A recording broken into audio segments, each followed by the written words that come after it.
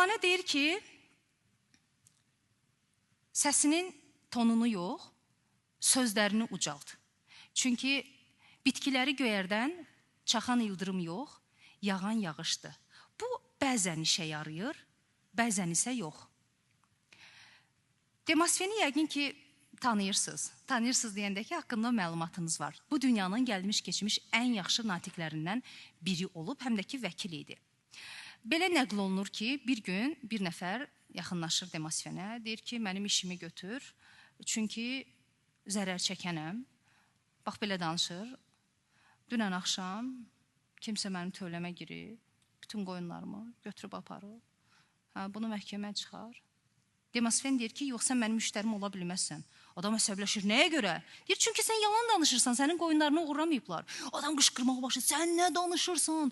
Dünən gecə bilirsən nə baş verib? Kimsə tövləyə girib və mənim bütün qoyunlarımı uğrayıb aparıb. Deyir, ay sağ ol, bax bu zərər çəkənin səsidir.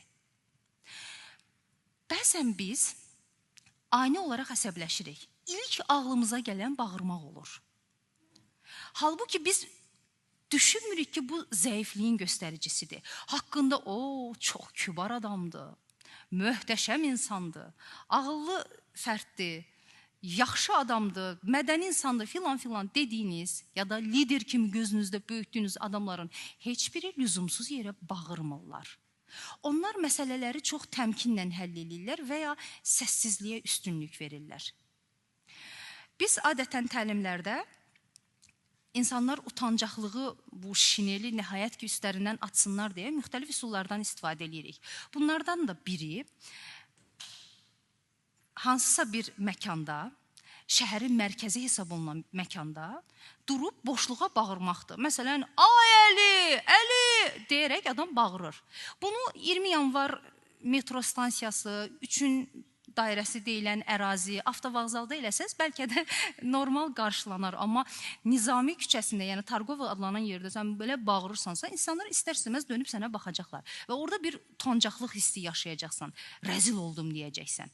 İnsan bir növ bu kimi məşqlərlə sözün yaxşı mənasında arsızlaşır və bir çıxış zamanı qan tərə batmır, səsi də batmır, əli ayağı titrəmir. Amma bunu başqa bir yerdə elədiyiniz zaman, kimsə sizin hərəkətinizin mənasını anlamadığı halda, qeyd şərtsiz əsəbiləşmə və tonunuzu qaldırma səbəbiniz nə olursa olsun, deyəcək ki, mədəniyyətsizdir. Bəzən insanlar, mən sənə nə dedim ki, deyirlər. Bəli, sənin səsləndirdiyin o cümləni yazsaydım, əladır, hətta qrammatik baxımdan düzgündür, möhtəşəm bir etiket cümləsidir. Amma sən ona necə dedin? Nəyin haqqında necə düşünürsünüzsə, ikinci dəfədə düşünün. Deyin ki, mən bunu hansı səslə, hansı tonallıqla, hansı tembrla desəm, bu mövzu daha tez həll olunacaq, daha əlçatan olacaq. Fikir verin, tutaq ki, mən bayaq nümunə çəkdim, Nizami küçəsində kimsə kiməsə oradan bağırır, bu bir məşq idi. Amma yan-yana dayanan adamlar da bir-birlərinə bağırırlar. İnsan nə zaman yanındakına bağırır, fiziki olaraq onu görür, eşidir, amma dinləmir. Bu zaman səsin tonunun qalxmasına ehtiyac yaranır.